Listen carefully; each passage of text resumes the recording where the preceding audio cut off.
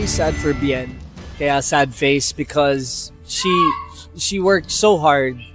Pero I think hindi pa ito yung panahon para sa kanya. Buti na lang bata pa siya. So ibig sabihin, meron na at marami pa siyang matutupad na mga pangarap.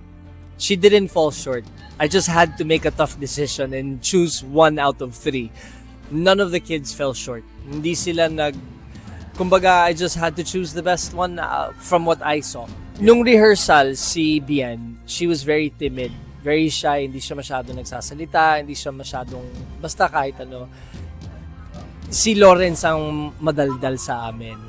Pero Bien was always the sweet little girl.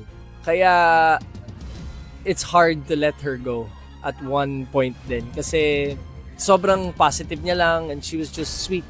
Nung kinakausap ko nga sa kanila na hindi siya makakapasa sa next round, she wasn't sad. She was still happy kasi alam niyang basta may malaki pang blessing para sa kanya.